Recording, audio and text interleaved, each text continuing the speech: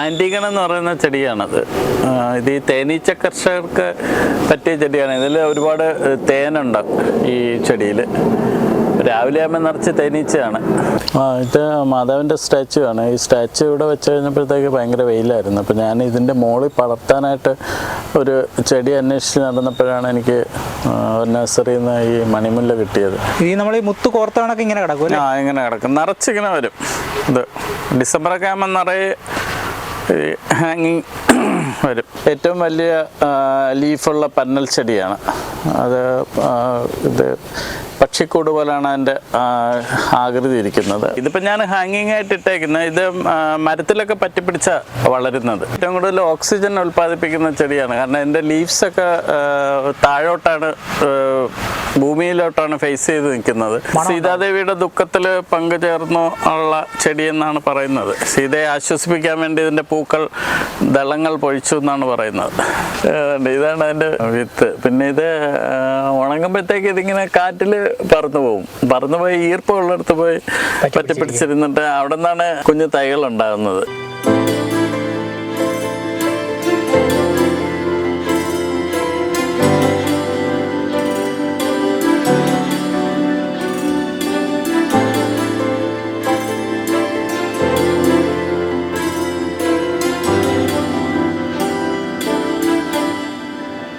എൻ്റെ പേര് ബോബൻ. ഇത് മുരുക്കുമ്പുഴ മംഗലപുരത്താണ് ഈ ഗാർഡൻ ഉള്ളത്. ഞാനിപ്പോൾ ചെടികളൊക്കെ വളർത്തുന്നുണ്ട്. പിന്നെ അതിൻ്റെ കൂടെ ഒരു ചെറിയ നഴ്സറിയും ഉണ്ട്. പിന്നെ കുറച്ച് ബിഗോണിയസൊക്കെയാണ് ഇവിടെ കൂടുതലായിട്ട് ഞാൻ ഉള്ളത്. ഫ്ലവറിങ് പ്ലാന്റ് കുറവാണ്. ഫോളിയേജ് പ്ലാന്റ്സ് ആണ് ഇപ്പം കൂടുതലായിട്ട് ഇവിടെ ഉള്ളത്. 10 വർഷം മസ്കറ്റിലായിരുന്നു. അവിടെയും അഗ്രികൾച്ചർ ഫീൽഡിൽ തന്നെയായിരുന്നു. ഇവിടെ പണ്ട് മുതലേ കൃഷി ഉള്ള ഒരു ഫാമിലി ആയിരുന്നു ഇത്. ഞാനായിട്ട് ഇത് തുടങ്ങിയതൊന്നുമല്ല. ഇതിങ്ങനെ പാരമ്പര്യമായിട്ട് ഉള്ളതാണ്. ഞാനിപ്പോൾ തുറന്നുകൊണ്ട് പോകുന്നതേ ഉള്ളൂ. സിസ്റ്ററൊക്കെ ആയിരുന്നു എൻ്റെ പിന്നിലുണ്ടായത്. പിന്നെ ഞാനിങ്ങ് വന്നു കഴിഞ്ഞപ്പോഴത്തേക്ക് പിന്നെ അറിയാവുന്നൊരു ജോലി ഇതായതുകൊണ്ട് ഇത് തന്നെ അങ്ങ് തുടർന്ന് പോകുന്നത്. അന്നൊക്കെ അന്നത്തെ രീതിയിലുള്ള ചെടികളായിരുന്നു. രാവിലെ 5 മണിയായിട്ട് തുടങ്ങും. ഇപ്പം പിന്നെ മഴയുള്ളത് കൊണ്ട് വെള്ളമൊന്നും ഒഴിക്കണ്ട, കുറച്ച് പുല്ലൊക്കെ പറിച്ച് കഴിഞ്ഞാൽ മതി. മറ്റേതാകുമ്പോഴത്തേക്ക് രാവിലെ വെള്ളം അടിക്കാൻ തുടങ്ങും, വൈകുന്നേരം ആവും തീരുമ്പോഴത്തേക്ക്. സാറ് തന്നെയാണോ അത് നോക്കുന്നത്? ഞാൻ തന്നെ നോക്കിയാലേ എനിക്ക് തൃപ്തി വരും. അപ്പോൾ ഒരു ദിവസം ഫുള്ള് ചെടികളുടെ കൂടെ തന്നെയാണ്. രാത്രി എത്ര മണി? രാത്രി ഒരു 5 മണിയൊക്കെ ആകുമ്പോഴത്തേക്ക് ഫ്രീ ആവും ചെടികളുടെ. പിന്നെ നഴ്സറിയും കൂടെ ഉള്ളതുകൊണ്ട് അവിടെയും കൂടെ നോക്കണം. അവിടെയും വേറെ ആരെയും നിർത്തിയിട്ടില്ല, ഞാൻ തന്നെയാണ് നോക്കുന്നത്. പുറത്തുനിന്ന് ചെടികളൊന്നും മേടിക്കാറില്ല. ഇവിടുത്തെ ചെടികളൊക്കെ തന്നെയാണ് അവിടെയും പ്രൊപ്പഗേറ്റ് ചെയ്ത് വെക്കുന്നത്. ഏതൊക്കെ ചെടികളുടെ കളക്ഷനാണ് ഇപ്പോൾ നിലവിലുള്ളത് ഇവിടെ? ഇപ്പോൾ ബിഗോണിയസ് ഉണ്ട്, പിന്നെ മിക്കവാറും എല്ലാ ഫോളിയേജ് പ്ലാന്റ്സും ഉണ്ട്.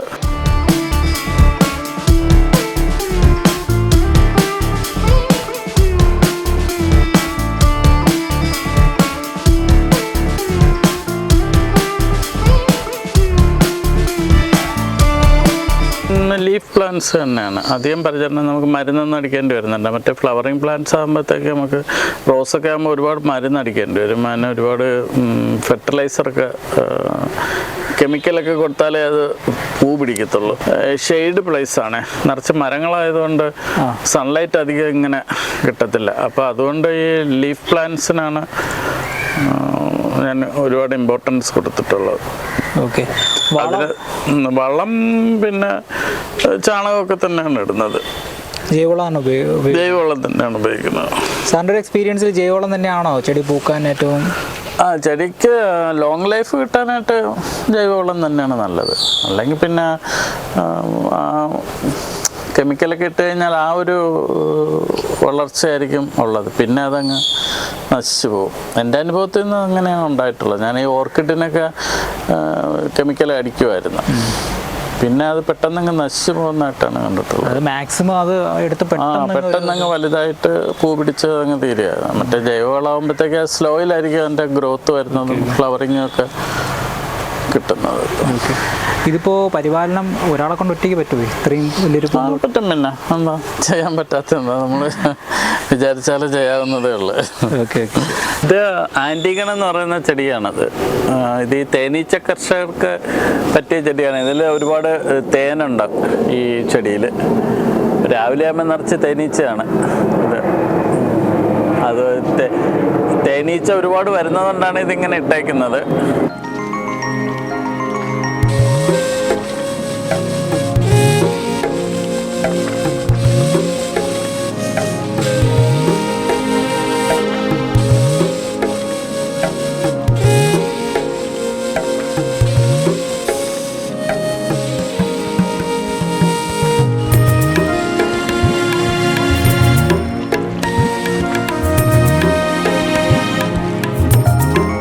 ഇത് മാധവൻ്റെ സ്റ്റാച്ചു ആണ്. ഈ സ്റ്റാച്ചു ഇവിടെ വെച്ച് കഴിഞ്ഞപ്പോഴത്തേക്ക് ഭയങ്കര വെയിലായിരുന്നു. അപ്പോൾ ഞാൻ ഇതിൻ്റെ മുകളിൽ വളർത്താനായിട്ട് ഒരു ചെടി അന്വേഷിച്ച് നടന്നപ്പോഴാണ് എനിക്ക് നഴ്സറിയിൽ നിന്ന് ഈ മണിമുല്ല കിട്ടിയത്. അപ്പോൾ അന്ന് എനിക്കറിയത്തില്ലായിരുന്നു ഇത് ഇത്രയും നിറച്ച് പൂക്കുന്നതും ഇതിൻ്റെ സീസണൊന്നും എനിക്കറിയത്തില്ലായിരുന്നു. പിന്നെ ഇത് ഇത്രയും ഇങ്ങനെ പടർന്നു കയറി ഒരു ഡിസംബർ ആയപ്പോഴത്തേക്ക് നിറച്ച് പൂവായി. അപ്പോൾ ക്രിസ്മസ് സീസണിലാണിത് പൂക്കുന്നത്. അതിനാണ് ഡിസംബർ മുല്ല എന്നും പറയാറുണ്ട് അതിന്. മണിമുല്ല എന്നും പറയാറുണ്ട്. മണിമുല്ല ഒരുപാട് പേരുണ്ട്. നാഗമുല്ല ഇതിൻ്റെ ഒറിജിൻ ഹിമാലയത്തിലാണ് ഇതിൻ്റെ ഒറിജിൻ. പിഷ്യ എന്ന് പറയും അത് പടർന്നു കിടക്കുന്നത്. പിന്നെ ഫേൺസ് ആണ്, അത് പീക്കോക്ക് ഫേൺസ്, ഇത് കേളിംഗ് ഫേൺസ്.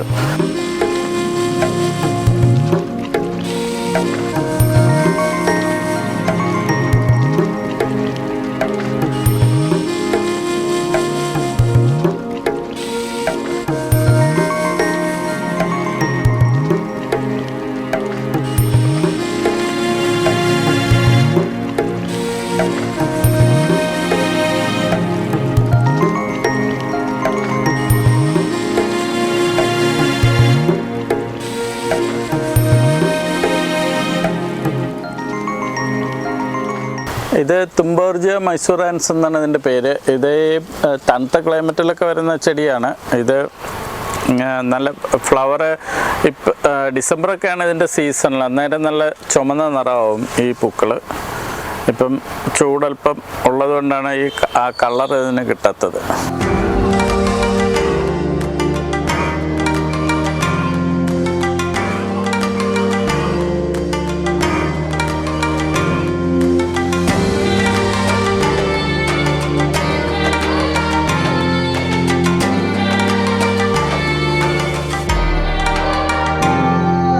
ഇനി നമ്മൾ ഈ മുത്ത് കോർത്താണൊക്കെ ഇങ്ങനെ കിടക്കും അല്ലേ? ഇങ്ങനെ കിടക്കും, നിറച്ചിങ്ങനെ വരും.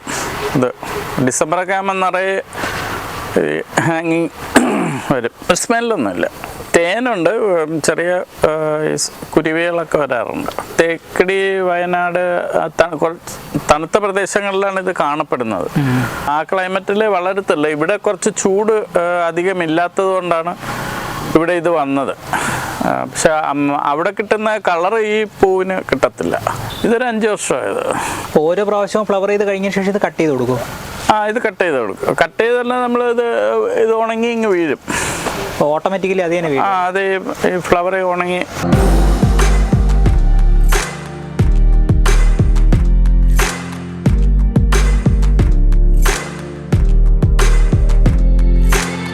ഇവിടെ ഇപ്പോൾ നമുക്കിപ്പോൾ ഇവിടെ എൻ്റെ ഈ ബേർഡ്സ് നെസ്റ്റ് ഫേൺ എന്ന് പറയുന്ന ചെടിയുണ്ട്. അത് ഏറ്റവും വലിയ ലീഫുള്ള പന്നൽ ചെടിയാണ്. പക്ഷിക്കൂട് പോലെയാണ് അതിൻ്റെ ആകൃതി ഇരിക്കുന്നത്. ഹാങ്ങിങ് ആണോ അത്? ഹാങ്ങിങ് അല്ല, ഇതിപ്പോൾ ഞാൻ ഹാങ്ങിങ് ആയിട്ട് ഇട്ടേക്കുന്നത്. ഇത് മരത്തിലൊക്കെ പറ്റിപ്പിടിച്ച വളരുന്നത്. ഇത് ഫേണാണ്.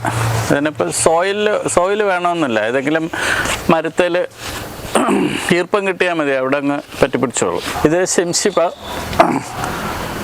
കർക്കിടകത്തിലാണ് ഇത് നിറച്ച് പൂക്കുന്നത്. രാമായണ മാസം, അതായത് രാമായണവുമായിട്ട് ബന്ധപ്പെട്ട ചെടിയാണിത്. അശോകവനത്തിൽ രാവണൻ സീതയെ ഇതിൻ്റെ മൂട്ടിലാണ് കൊണ്ടിരുത്തിയിരുന്നതെന്നാണ് പറയുന്നത്. ഏറ്റവും കൂടുതൽ ഓക്സിജൻ ഉൽപ്പാദിപ്പിക്കുന്ന ചെടിയാണ്. കാരണം ഇതിൻ്റെ ലീവ്സൊക്കെ താഴോട്ടാണ്, ഭൂമിയിലോട്ടാണ് ഫേസ് ചെയ്ത് നിൽക്കുന്നത്. കാരണം മറ്റു ചെടികളുടെയൊക്കെ മുകളിലോട്ടാണ് നിൽക്കുന്നത്. ഇതിൻ്റെ പൂവ് അങ്ങനെ തന്നെയാണ്. ഇതിൻ്റെ പൂവിന് ഒരു ദിവസത്തെ ആയുസേ ഉള്ളൂ. അത് വിരിഞ്ഞ് വൈകുന്നേരം ആകുമ്പോഴത്തേക്കും അത് പൊഴിഞ്ഞ് വീഴുമല്ലേ?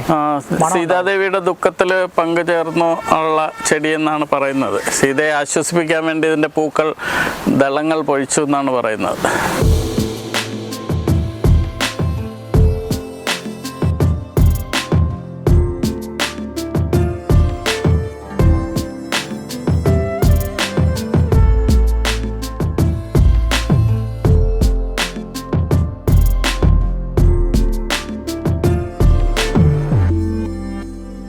ഫ്ലവർ അറേഞ്ച്മെൻറ്റ്സ് ഇല്ലേ, ചെടികൾ ഇങ്ങനെ പൂക്കൾ അറേഞ്ച് ചെയ്യാനായിട്ട് ഇതിൻ്റെ ലീഫ് ഉപയോഗിക്കാറുണ്ട്. ഒരു പ്രത്യേക ഷേപ്പല്ലേ ഇത്, അങ്ങനെ ഒരു ലീഫിന് തന്നെ 10-25 രൂപയുണ്ട് ഒരു ലീഫിനല്ലേ. ഇതിൻ്റെ ലീഫിന് നല്ല വിലയാണ്. ഇതും മറ്റേ അവിടെ കണ്ടില്ലേ, എൻ്റെ ബേർഡ്സ് നെസ്റ്റിൻ്റെ. എൻ്റെ തൈ ഉൽപ്പാദിപ്പിക്കാൻ ഭയങ്കര പാടാണ്. ഇതിന്റെ ലീഫും അറേഞ്ച്മെന്റിന് ഉപയോഗിക്കാറുണ്ട്. ഞാൻ കൊടുക്കാറില്ല, എനിക്ക് പറിക്കുന്ന ഇഷ്ടമില്ല. ഇതിന്റെ വിത്തുകൾ ഇതാണ് അതിന്റെ വിത്ത്. പിന്നെ ഇത് ഉണങ്ങുമ്പോഴത്തേക്ക് ഇതിങ്ങനെ കാറ്റിൽ പറന്നുപോയി ഈർപ്പമുള്ളിടത്ത് പോയി പറ്റിപ്പിടിച്ചിരുന്നിട്ട് അവിടെ നിന്നാണ് ഇത് കുഞ്ഞു തൈകൾ ഉണ്ടാകുന്നത്. ഓർക്കിഡ് ചട്ടികളിൽ അത് വന്ന് വീണിട്ട് എൻ്റെ തൈകൾ അവിടെ ഉണ്ടാവും. പിന്നെ അവിടെ നിന്ന് ഇളക്കിയെടുത്ത്. പിന്നെ അത് അരിസ്റ്റലോക്ക എന്ന് പറയുന്ന ഒരു ചെടിയാണ്, ക്രീപ്പറാണ്. അത് പടർന്ന് കിടക്കുന്നത്. അതൊരു ആയുർവേദ, എൻ്റെ പൂ കാണാൻ നല്ല ഭംഗിയാണ്. ഇത് അറേഞ്ച്മെന്റ്സിന് വേണ്ടിയിട്ട് അറേഞ്ച്മെന്റിനൊക്കെ ഉപയോഗിക്കുന്നത്.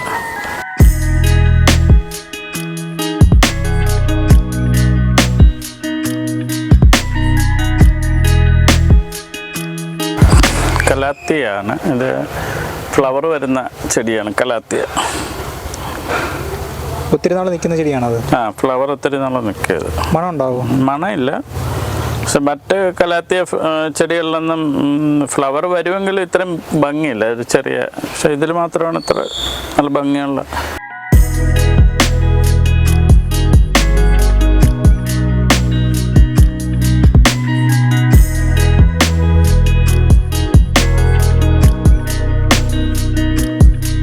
ഇത് മറ്റേ ബേർഡ്സ് നെസ്റ്റിൻ്റെ കുഞ്ഞു തൈകളാണ്. അതിൻ്റെ വിത്ത് പറന്ന് വന്ന് ഈർപ്പമുള്ള ഭാഗത്തിരുന്നിട്ട് പൊടിച്ചു വരുന്നതാണ്. നമ്മൾ അതിൻ്റെ വിത്തെടുത്ത് നട്ടാലൊന്നും പൊടിക്കത്തില്ല. അതിൻ്റെ ആ ഒരു സ്വാഭാവികമായ രീതിയിൽ അത് പൊടിച്ചു വരത്തുള്ളൂ ഈർപ്പമുള്ള സ്ഥലത്ത്. ഇത് ഇളക്കിയെടുത്ത് നമ്മൾ ഇത് ഇളക്കിയെടുത്ത് നടുമ്പോഴും അത് കൃത്യമായിട്ട് പൊടിച്ചു വരണമെന്നില്ലല്ലോ. പൊടിച്ചു വരണമെന്നില്ല, നമ്മൾ ആ രീതിയിൽ ഈർപ്പം കൊടുത്ത് സൂക്ഷിക്കണം. മണ്ണിൽ വരത്തില്ല ഇത്. നമ്മൾ ഈ കരിക്കട്ട അങ്ങനെയുള്ള സാധനങ്ങളാണ് ഇത് പറ്റിപ്പിടിക്കുന്നത്.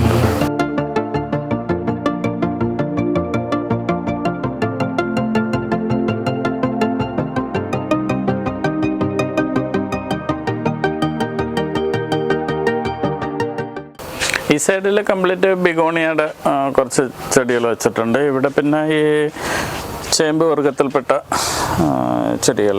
പിന്നെ ഇത് ഞാൻ പുറത്തുനിന്ന് കൊണ്ടുവന്ന ഒരു ചെടിയാണ്. അത് ഇവിടെ ഇതുവരെ ഫ്ലവർ ചെയ്തിട്ടില്ല, ലില്ലിയാണ്. ഇത് ഇന്ത്യൻ ഐവി എന്ന് പറയും. ഇത് ഈ മതിലിലൊക്കെ ഇങ്ങനെ പറ്റിപ്പിടിച്ച് വളരുന്ന ചെടിയാണ്.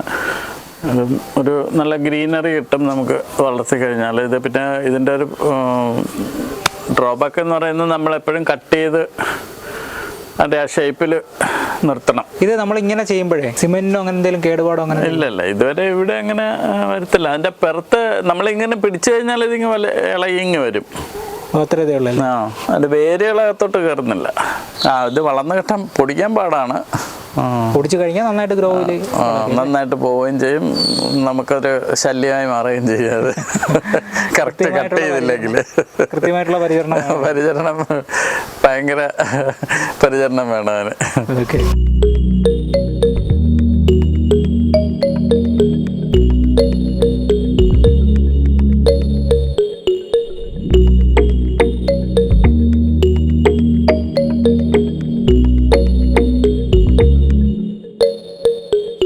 കുണ്ടലപ്പുഴു എന്ന് പറയുന്നത് പറയുന്നൊരു സാധനമുണ്ട്. ജീവികളുണ്ടാവും.